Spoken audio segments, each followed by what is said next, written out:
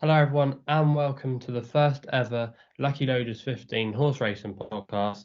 And I'm joined by our guest panelists this week, Marcus and Rupert. You might remember that we did a podcast with the pundits page, but I've moved away from there now, and I'll be doing it here on my own YouTube channel, and also as well it'll be available on SoundCloud and iTunes. But enough of me waffling on. You want to get into the tips? I know you want us to find you some winners. And it's going to be one of the best weekends so far in the national hunt season coming up. And the match of the weekend, isn't it? It's all about Altior and Cyrname. We don't really need to go through a proper betting market here. Altior is the current favourite, and Cyrname's just behind him. Right, I'll start with Rupert on this one. Altior, Cyrname, thoughts?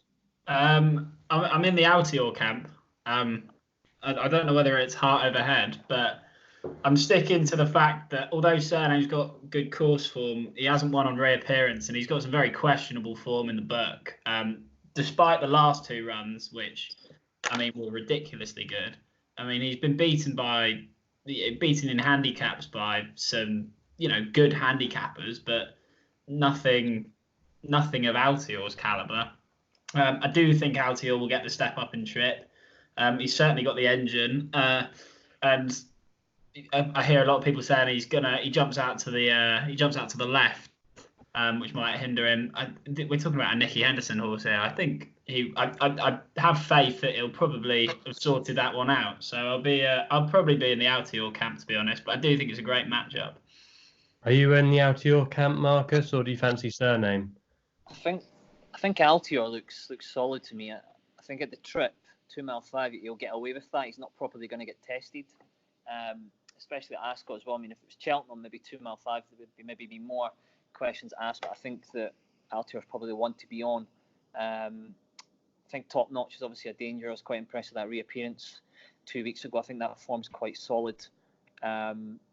Cyrname, I think, again, I know that rating, I think it is a bit overinflated. I don't think it justifies 176. I'd probably favour Altior, and I think 2 mile 5 should get away with it in Ascot on that ground as well. And if it, say for example, it's over 3 miles, I'd probably be a bit more concerned first time out, but I think should have enough in the tank class to get him home. Do you think? I'd like to know both your thoughts on this. Do you think Altior's rating should be ahead of Cyrname's rating? Yeah. Undoubtedly. Yeah, I think the handicapper I actually watched his Ascot Chase run today, Cyrname's. I don't think the handicapper could do a lot really. I think he had to give him that rating because he beat he beat good horses very, very well. Politlog, when he gave Altior a run for his money, didn't he, in the Champion Chase? Also as well, you had ASO as well. Okay, he didn't run a great race, but he had good form with Frodon, finished second in the Ryanair, didn't he? So that run suggested that the form of it was good. But I agree with Rupert about Cyrname needing the run. He's never won on his seasonal reappearance. Every time he's come out in the last 3 seasons, he's been absolutely nowhere, and he's often been backed into favouritism, and I just don't get it. And Paul Nicholls' runners have needed the run, I think, this season. He's had 1 or 2 win fresh, but some of the likes of Getaway Trump, Politlog, Frodon, some of his stable stars, Clan de Zobo as well, they haven't won first time out, and I just see this setting up perfectly for the likes of Altior. Really, Cyrname will get an easy lead, and I just think when Cobden pushes go, I don't think there'll be much to offer. But Marcus also as well touched upon it with Top Notch. I think Top Notch could spoil the party if Altior doesn't quite get home, if his over exuberance in his jumping tires him out in the closing stages. Top Notch loves the track. He won this race 2 years ago, and I've actually written a piece that's hopefully going to go up soon, where I think Top Notch is going to win this at 16 to 1. I think he's a crazy price. I think he should be 5 to 1. I really do. You know he's going to stay the trip. He goes on any kind of ground. It's meant to be not too bad with the weather this week, drying out. And yeah, at 16-1, I've actually got on each way for 2 places, caught at the odds. I mean, I don't see Cyrname being in the first 2 at all. So you fancy Top Notch in front of yeah. Nick? Do you know, just jumping back to the ratings, I mean, if you look at Cyrname's form, it's beaten Waiting Patiently, which, looking at ratings as well, was 170. I mean, it's Waiting Patiently, 170 horse, beat Q Card off 155, and Q Card's well past his best at Ascot. Disappointing since. I mean, I know it's been running top races, but hasn't went on. 176 for me. I think I'd probably have the horse maybe about 168, 169. Yeah, I agree. I don't think the gap between Top Notch and Cyrname, for me, it's not 15 pounds, on rating. So if you can get 16-1 Top Notch, or even if you can get 5-2 the 3, you'd probably be all over that, wouldn't you? Yeah, I think the race could set up perfectly for the likes of Top Notch, and I could see it being a battle in the closing stages between Altior and Top Notch. And Altior obviously should win on his class, but if he's just lacking that race fitness, if he's not going to stay the trip in the closing stages, we know. How do you think they'll run the race? Do you think they'll try and go slow and just outstay him, or do you think they'll just go an all-out gallop? What do you think they'll do to try and get Altior beat? I think Cyrname will just go hard from the front. All-out gallop. Yeah. Yeah, I think that's what we do. I think I saw an interview. I can't remember who it was with now, Harry Cobden, and he was talking about Cyrname, and he was pretty much talking about the race tactics and just saying, yeah, we're just going to go out from the front, get into a good rhythm, and hopefully he's got enough left in the tank when I ask him to go again in the closing stages. But I don't think he will have enough first time out. And also as well, if the ground doesn't dry out so much, Nichols just says that he doesn't want it too deep. So again, that's another thing to consider. But I just think Cyrname is. I think he could be a one-season wonder. Okay, cool. So Altior for me then. Yeah. So if we have to sum up everyone's selection, I'm going to go Top Notch, and you guys in the Altior camp. Yeah. Well, Altior is my second pick, but yeah, Top Notch. If he comes in the first 2, I'm a genius. So that's what I'm going to say there. Anyway, the next race actually we're going to talk about is not maybe the best quality race you're ever going to see, but nonetheless still some nice horses in there. And we've actually got the likes of If the Cap Fits, also as well. Call Me Lord is in there, and he's the current favourite at the moment. Call Me Lord at 5-2, Roksana at 11-4. If the Cat Fits at 3-1, Grandson C at 6s, and the rest are bigger. So I'll come to Marcus on this one. Is Call Me Lord the right favourite, or off air we were talking about Roksana? Do you think she should be? I really like Roksana. I think obviously a bit fortuitous when Benny Dezoe fell with Ruby Walsh at Cheltenham and the mares, but I still think this is a classy mare. Weight allowance as well, and I think that run behind Top Notch 2 weeks ago, I think that form's solid. Stays the trip. Looking at the opponents, I don't think this is that competitive. I do think the weight could make a difference as well. I think the betting's probably wrong. I'd probably have Roksana favourite and Call Me Lord maybe second or third, because that's not had a run either. I'm pretty confident on Roksana. I think it's probably one of my best bets at the weekend. Yeah, I agree. Are you in the same camp? Well, I'm a bit heartbroken at Roksana after what happened. A weekend or 2 ago. That was the final leg of the Lucky 31 was coming in, and Roksana Class was the last. But I think, I mean, I can certainly see the case. I think Call Me Lord's favouritism is still riding off that incredible run at Sandown where he on the Imperial Cup, I think, and just absolutely blasted it. Could be anything. Could certainly, bolt up and win this. If the Cap Fits, obviously beat Roksana at Aintree over 3 miles. I think that might be the optimum trip, but obviously has form over 2.5 miles, could certainly feature and got form tied in with Roksana. I I probably think Roksana's the most solid bet. There's one I like to throw in from left field is Le Patriot. I think his form last year is really solid. I look at that last run at Haydock, and you look at the horses he's beating. All Mr. Fisher's back there, Project Blue Book, who's always good around that time of year because he's on the flat.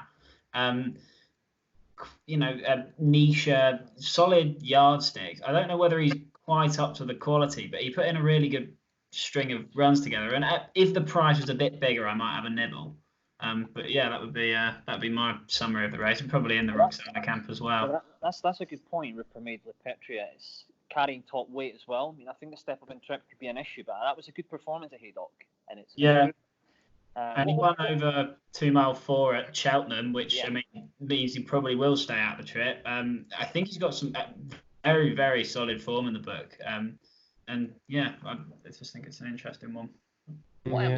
What price is he currently at the moment? He's 32. I've got him, but yeah, you can get 8s actually with Paddy Power and Betfair, who Marcus is with. So we should come there if we like Le Patriot. But I thought the market had it nearly right here. I would probably just swap Roksana of Call Me Lord. Actually, looking at the race, if the cat fits, he has to give away quite a bit of weight actually with Grand Sea because they're both graded winners, and it might just be a bit of an ask first time out if the cat fits. He actually won this race last year, and he's a horse I really do like. Tries his hardest. He's a very genuine horse, I think, but probably wants slightly further. I'm not sure why. Harry Fry maybe wouldn't want to start him off in something like the long distance hurdle at Newbury in a couple of weeks' time. I know Paisley Park's going there, and that's probably the reason why he wants to keep them apart until probably the Stayers hurdle. I think that would be his eventual target. But yeah, Roksana, I think it's got to be the solid option. She'll have the race fitness edge amongst her rivals tomorrow. Oh, no, I should say on Saturday. Call Me Lord might need the run. She's getting a bit of weight off him. She's getting so much weight off if the cat fits. Grand Sea, Le Patriot, who we just spoke about. Yeah, she's just a solid option, and I think is the play. So Roksana for me and Marcus. And who's your one going to be? One thing you have noted about Call Me Lord is he is receiving quite a bit of weight from the likes of if the cat fits, and even Le Patriot favourite probably. But if he does replicate that Sandown run, and he had a very troubled campaign last season. I remember I was very excited to see him last season after seeing that Sandown run, and he obviously never pushed on from it. If he replicates that, he could bolt up, but I do think his price is a bit short for that.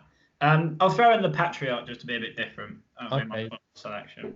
Yeah, well, we like to cover variety here.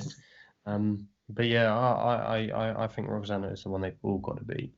We'll move on now to the 320, which looks like a very interesting renewal, or not renewal, but an interesting clash here, because we've got Diego de Charmel and Capeland in the betting. Obviously, those two came together, didn't they, last time out? And in fact, actually, on the last day is the favourite here, so it all kind of adds up in the betting market. Diego de Charmel and Capeland met on the last day. Yeah. And yeah, the last day is a very warm favourite at the moment for this race. He's actually 3-1 favourite.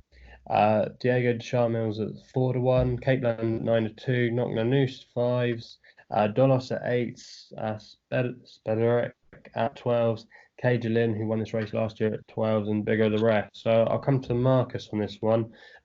Before we get on to what we fancy, what do we actually think about that Diego de Charmel and Capeland thing? Do we think they made the right decision? Yeah, I just think it was common sense. One day, they weren't purposely trying to do anything malicious. I think common sense in the end. I think certainly taking the race off Diego de Charmel would have been absolutely ridiculous. Yeah. think common sense prevailed.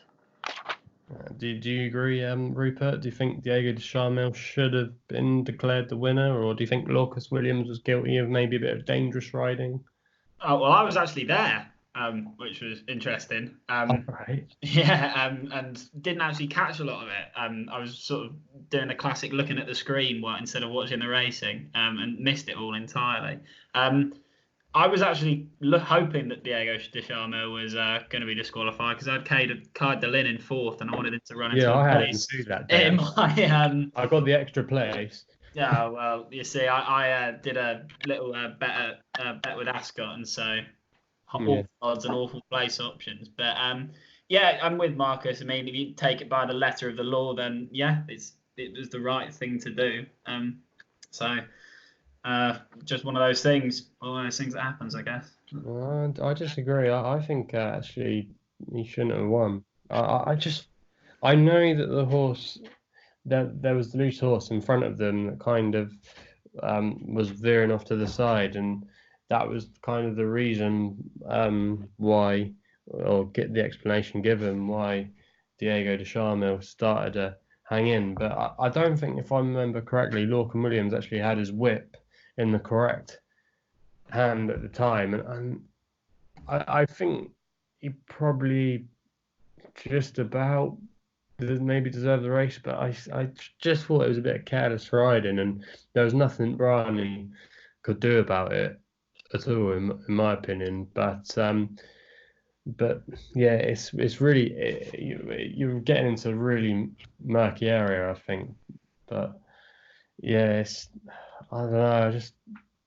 I was a bit surprised that he kept it. I thought, knowing what our stewards are like, that they normally make decisions that maybe aren't the most or the most popular decisions, I should say. But yeah, most of the racing community was quite positive with the outcome. So yeah, maybe I'm just digging myself a little bit of a hole with that one. But coming for a tip, we'll go to Rupert on this one. Do we think the Last Day's a nice horse here, or could maybe Diego de Charmel come and win again? So I was on the Last Day last time, and he looked absolutely brilliant. I question. I mean, he beat the Flying Portrait and Charman and Lillington, which are about class 3 handicappers in my book, the decent. But he's coming up against a level above here, and he's been raised, I think, £11. So that's a question. He could well go out and win, but he's short enough. Diego de Charmel, before the race, I had a little look. Before the race he won last time, I had a little look at Nicholls' blog, and he said he hasn't got a chance. He's too heavily weighted. Of course, he goes out and wins in typical Nicholls blog fashion. Mm-hmm. But if he was too heavily weighted there, I question. I do believe there was some truth to what Nicholls said. So I question he's probably going to be a bit more. He's going to probably struggle again. And Caitlin was travelling very strongly and hasn't been raised at all. So common sense would say back Caitlin. I think it's probably my common sense bet. I've got two a bit more wild bet. Well, there are about 3 other horses I like on this. I like Dolos, good run behind Janika last time. I like Not Noose, good comeback run last time. And I do think Kai de Lin's worth another shot, because I think Not Noose will make sure it's a truly run race. And Kai de Lin was staying on stoutly last time and looked absolutely nowhere about halfway, and really stayed on. So if it is run at a gallop, you have to see how the field cuts up. Kai de Lin could be one to be looking at, but that's the area I'm looking in. Yeah, well, what do you think, Marcus? We quite keen on the Last Day to be with him or oppose him? Quite like Spiridek. Went off quite warm in the betting last time, 9-2. I don't actually think that run at Ascot was that bad last time out. Obviously, even looking back at the form in January, behind Top Notch was still there, just slightly headed and fell, and that was a warm race. He ran against the likes of Altior. I think this horse is running some really warm company. Currently trailing about 12-1. Ran well in this race before. I think it's got every chance. I think the horse will come on for that run nearly 3 weeks ago. I think 12 to 1's a cracking each way bet. Bryce. Yeah, I like Sparadak. He had a really good run here a couple of years ago behind Understow, in the Clarence House. When didn't he go off like an absolute machine that day? Yeah, he was only beaten 5 or 6 lengths, and I mean that was a decent race, you know. Yeah. He's a quality horse on his day. Yeah. I can see the angle in with Sparadak, but you've got Knocknanusa in there as well, who's a front runner that likes to dominate. And I just wondered maybe if there's a bit of a competition for the lead, they might just go off a crazy pace, and that might play to the strength. Each other chances up. Yeah, I think it'd be interesting. You know, if one of them doesn't run, it'd be interesting to maybe play the other one. Yeah. They might get an uncontested lead. That'd be a good way to look at it. 'Cause, as you say, I don't think. I know that Sparadak can be ridden handy, but preferably knocking the newest out of the race would obviously improve the chances. That's an interesting one to keep an eye on to see who gets declared. Them two. Yeah, definitely. I think if one didn't turn up, definitely would look at one of those two to be making the pace, because I think they've both got the ability to destroy a really good field. But the one I do like Cade DeLynn, Rupert.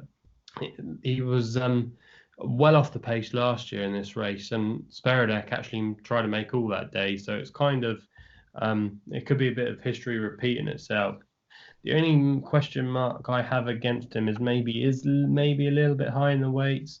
He is about 5 or 6 pounds higher compared to when he won that race last year. And the Dr. Ishanulan stable, actually, I know a lot of people always say he's a great trainer, shrewd trainer, when his stable's in form back him, but his stable, looking at him, they haven't had a winner in the last couple of weeks. So that's just maybe something to think about. I think if I remember correctly, about this time last year, they still were pumping out a few winners. So that's just maybe an angle just to maybe throw caution to the wind. But I do think possibly the hold-up horse could be the tactic here. Maybe the likes of Ballywood could go quite well. He was quite an encouraging horse last year for Alan King, and his horses have been running well. I'll give him a favourable mention. But I think if I had to go for a bet, Cade DeLynn each way would be my play here. So if we sum up everybody's chances, I'll go for Cade DeLynn. Rupert, you're going to be... I'm as I mentioned about half the field, I'm going to be sensible, and hopefully if there's a filthy each way bet going on Capeland, I'd be on Capeland. Yeah. He's versatile in the way he can be ridden as well. He can be ridden at the front and backs. So for the sake of the field cutting up now, I'll probably go Capeland. Yeah, and for you, Marcus? I'd like to play Sparadak each way.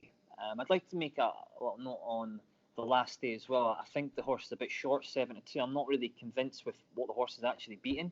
I mean, the form at Carlisle doesn't look great.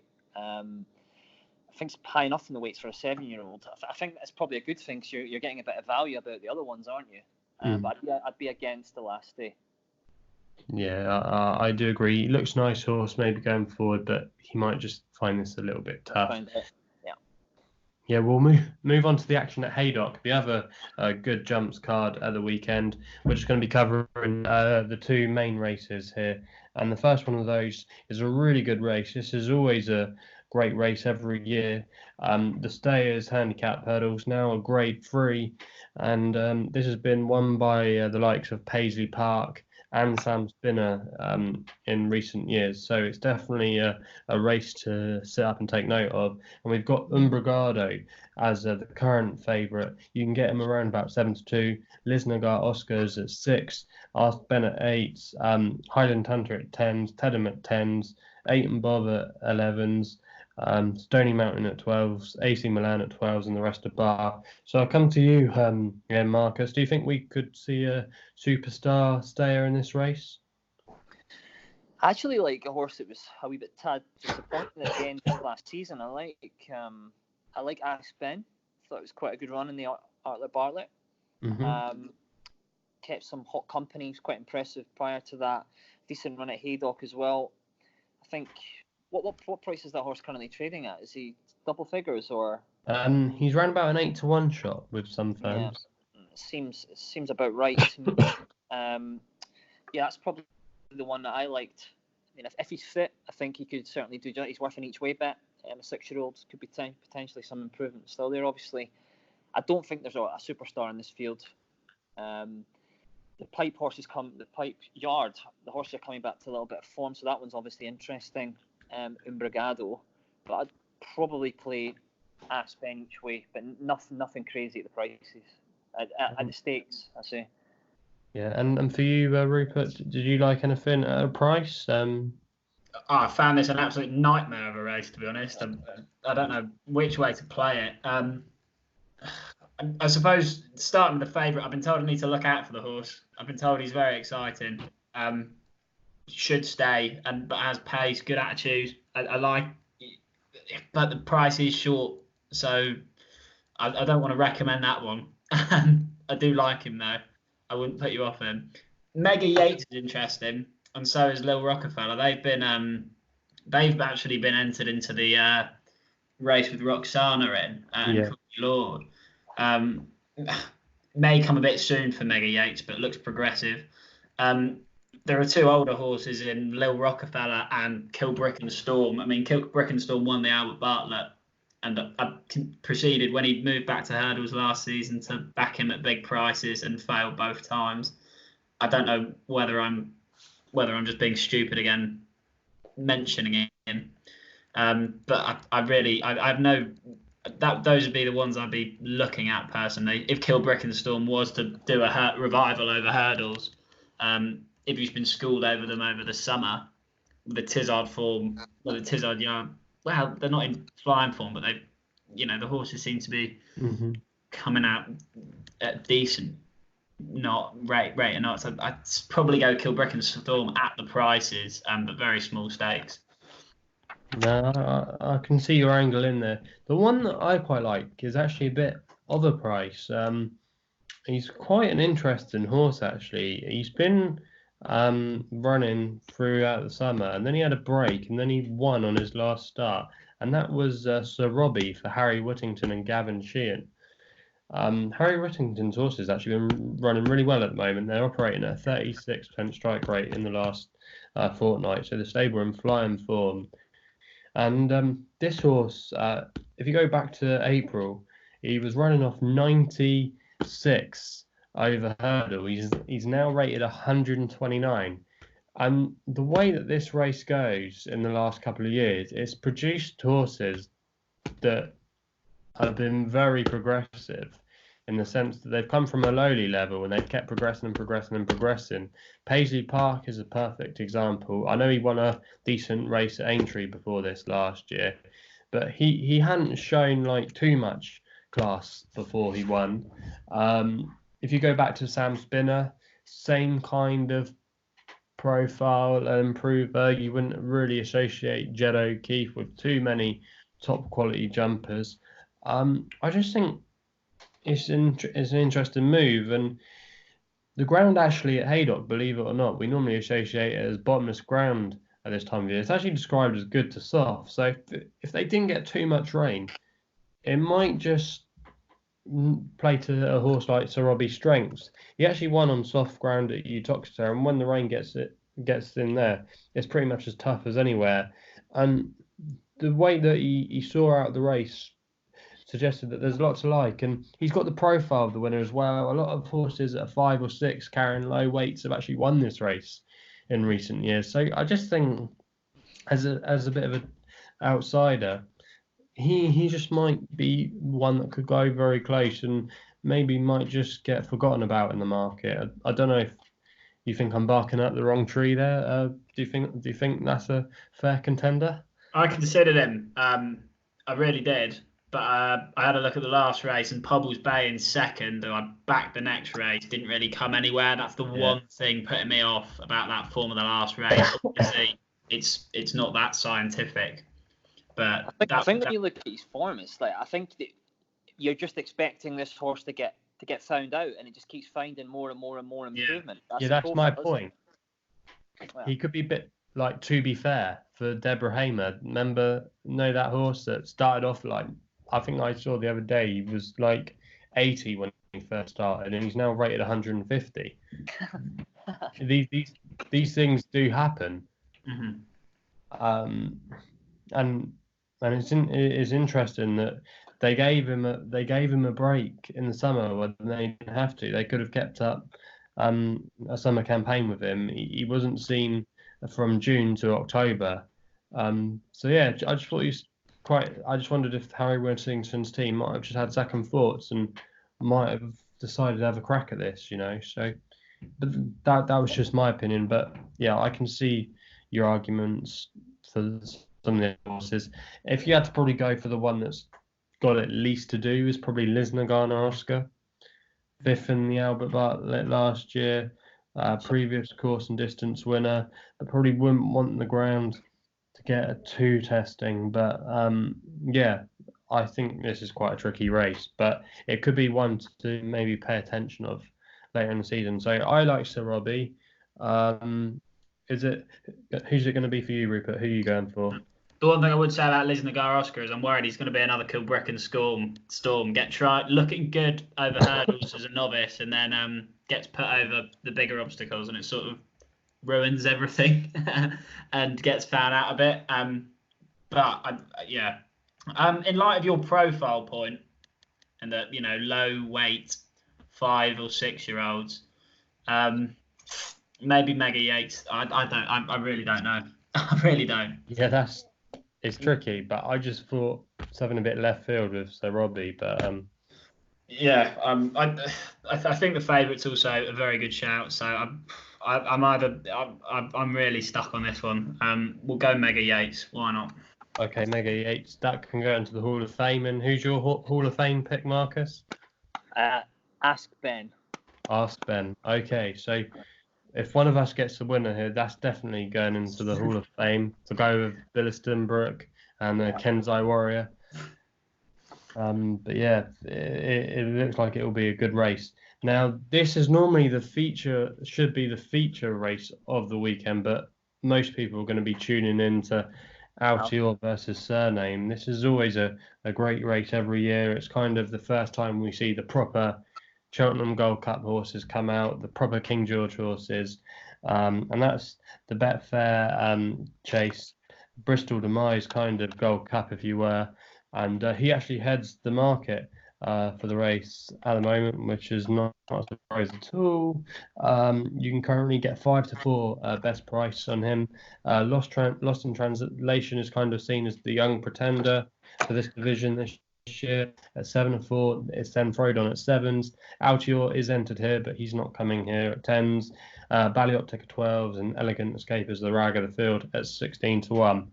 So, Marcus, does Bristol Demise win this hands down, or would you like to take him on? I think he's the one to be on, Scott. As you said, it's Bristol Demise Cheltenham this weekend. Stays the trip, loves the ground, right jockey on board. But I think people forget as well. I mean, Bristol Demise is only an 8-year-old. But it seems like he's been around for forever. And he was always that young 5-year-old taking on the older horses, so the generation that sort of disappear now. But I think Lost in Translation, you step up in trip as well. I mean, is that a question mark? I think you've got to be on Bristol Demise. 5 to 4 to me actually seems okay. Because I think there's a couple of question marks with Lost in Translation over the trip. Obviously jumps very, very well, but I think flat track, Bristol Demise, soft ground at Haydock, 3 miles, the one to be on has to be. I mean, you'd imagine Frodon's probably going to make the running. Daryl Jacobs just going to sit in behind and pick her off up the long stretch. That's the way I can see it going. Yeah, I totally agree. Are you in the same camp here, Rupert? Is Bristol Demise the one they've all got to beat? He's the most likely winner, isn't he? And the horses he's beaten, and the more horses in the margins he's beaten them in the last 2 years would suggest that this bunch aren't probably up to it. Maybe. I don't know if I'm being really disingenuous there. I mean, Lost in Translation, could be brilliant, but a lot of the novice chases maybe have struggled a bit. The JLT is actually probably the best race from the novice division last year. I heard someone, I can't remember who it was, talking about it. You go through it. Defy, Soy. Yeah. Killed Starters won a big race. Vindication. Yeah. Real Steel. You've got some good horses in behind there that went on to win big races. So he's come out of the right novice race compared to the RSA. I don't think the trip's too much of an issue as well. I mean, Haydock's not the stiffest track, although it's got a long finish, and Lost in Translation did stay the trip over Aintree and beat top of the game by 6 lengths. Frodon will probably stay the trip. I suppose Ballyoptic's relatively interesting, having hit a bit of form here. I don't know whether he's got it in him though, and whether the class edge, where he's got enough class. So I do think Bristol is probably the best, well, not the best bet, but the most likely winner. Yeah. You know, it's quite interesting as well. You know, you're looking at class form. I mean, Bristol Demise win the year before. I mean, your Native River, Thistlecrack, Clanders, everyone might buy. I mean, that form is solid. You know, I mean, visually maybe not as impressive as the this time as the time before by winning by a long distance, but that form is solid. I mean, there's a Gold Cup winner there. You know, something that's run place there as well. I mean, the form's in the book. I think Lost in Translation's got to improve massively. Yeah. Got £9 on official ratings to find. I think it's further than that, if I'm being honest with you. I think it's got over a stone minimum. I agree. I think the way to play here is in a distance market. I think over 5 or 10. I'd play it safe with over 5. 7-4, 2-1, you think, or? Yeah, I think so. I think he's one of the biggest certainties. Yeah, I fancy him strongly as well. Ever. Yeah, I just think it's a bit of a shame with this race. I mean, the last year's race was just really, really exciting, and you had loads of different angles, didn't you? And this year it's the race is Altior v Cyrname this weekend. This should be the race this weekend, but it's not. It's still great to have it. Yeah. Bristol de May, Lost in Translation. Frodon, we always like to see him at a race course, you know. But yeah, it's not a vintage renewal. It's a very substandard. Yeah.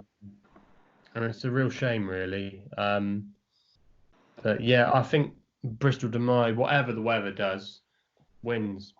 I honestly can't see him being beaten, and the one maybe that could fulfil the place market, if for a second, could be Ballyoptic or even Elegant Escape. You know, I know Elegant Escape can't really jump very well, but he stays. So if Ballyoptic might just get a bit tired, or his jumping can often let him down. It has done in the past. Maybe. Just looking at this form, and I mean, Albin Photo in the Cheltenham Gold Cup. I mean, Bristol de May's not here. Fell when running okay in Kempton and beat Clanders the year before. Form behind Lightbite. I mean, the form behind Kembo. This horse the form's absolutely solid. I mean, I think this should be heavily odds on. I wouldn't be surprised if it goes up maybe 4-7, 1-2 on the day. Yeah, I agree. Yeah, I could see him easily going odds on. I think the only problem with him going odds on is I still think there will be people out there that want to back Lost in Translation. Yeah, there's always doubters. For some reason, there's always negatives regarding this Bristol de May. I've noticed that, even after being very, very impressive. But I don't think Frodon will stay the trip. No. Ballyoptic's interesting. I mean, that could maybe be, or even the other Tizards one. That could, I don't know what we'll do with that. He'll be held up. Yeah. He's a hold-up horse. He'll be held up to pick up the pieces if one of these should fall, or his jumping just lets him down.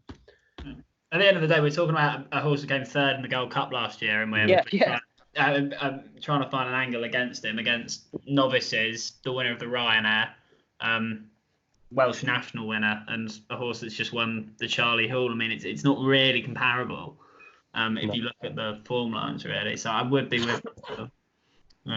This is like the championship of the Gold Cup division, not Premier League. And Bristol Demise are the team that gets relegated or promoted every year. Never quite good enough to win a Gold Cup, but he could be. Nothing's in the same league as him, really, is it? So we've all agreed Bristol Demise going to win. Yeah. Enough said on that. Now, before we sign off, I just want to conclude with the any other business section. This is where some of us either have one tip or we have scores of tips elsewhere over the weekend. We just want to give a quick mention to. I'll come to Rupert first. Anything else you wanted to talk about? I've actually only got one, which is rare. It's at Ascot, final race, 1550. I think this horse will be favourite. I haven't got odds on him at the minute, but it's a horse called Kid Commando by Anthony Honeyball. He won an Irish point and won his first race at Fontwell by 18 lengths. Looked absolutely ridiculous that day. He's got to give £4 to other horses that haven't run yet or have run once, but he'd look pretty solid to me, and be interesting to see what price he goes off at, but be one I'd be looking out for. I'll definitely be looking up there. Any horse that wins a bumper by 18 lengths should be taken note of. Anything for you, Marcus, that you'd like to mention? Nothing really caught my eyes. I think Bristol Demise probably the best bet of the weekend. For me, that'll be the one. I think if Bristol Demise gets beat, I think a lot of people are going to be in trouble. Yeah. I think Roksana, Dan Skelton's filly as well. I mean, I think that's a great bet as well. Pretty confident we could potentially go through the card these races. Confident enough. Yeah, we definitely could. Before we just give our naps, I want to get everybody's naps. So we'll do a treble, and we can't pick from the same race. So just have a think about it there while I waffle on here. 3 horses for me. 130 Ascot. I like a horse in here. For Susie Smith called Rosie World, was punted off the boards for a handicap at Aintree last time, which actually wasn't a bad race in the end for Diomede de Mots and Scandyberg. Ran respectably enough to finish in 3rd place, but probably wasn't a great race in the end. Was quite well beaten, but back against her own sex now. I think she's still potentially well treated off a mark of 118. I think she'll stay. She's got some good course form behind Build Me Up Buttercup when she was a bumper runner. I think she could be potentially very well treated off her mark. The other horse I wanted to mention, he's probably more likely to go to Haydock because he's more prominent in betting. That's a horse for David Pipe called Know the Score. This horse was an absolutely ridiculous price at the sales. He went for 380,000. He won at Toaster first time up, then went to the Champion Bumper and was kind of disappointing there, finishing in 14th. He then was a bit disappointing as a novice hurdler. He didn't really kick on too much. He had one victory at Hexham, but things didn't go to plan. However, he made his chase debut last time out at Worcester, and he won quite nicely in the end to beat a nice horse of Dan Skelton's off a mark of 129. He could still have a bit more to give off that mark, so I thought he was interesting. And my main fancy for the weekend, this probably will be my nap, so I don't have to give it. This is on Sunday in the Troy Town at Navan, the 230. Always quite an interesting handicap, and it's a horse called Tower Bridge for Joseph O'Brien. Now this horse is a very good horse. Had a nice prep run in a beginner's chase behind Tornado, Flyer, and Voites Dieppe of Willie Mullins. Probably just needed the run, but that was a prep run for this. I think off a mark of 141, he could be potentially very well handicapped. He finished second in the Close Brothers last year, even though he was well beaten behind a Plutar. and also as well he's got form. If you go back through his career, he's got very good form for Joseph O'Brien. He finished fifth in the Albert Bartlett behind Kilbrick and Storm, OK Corral, Santini. He could be not a graded horse running in a handicap, but he could be quite well treated compared to the rest of the field, and you can get him in about 12-1 in places. I just think he could be a good bet on the day. So Tower Bridge is my nap for the weekend. So if we have to go for everybody's naps, I'll come to you first, Rupert. Who's your nap?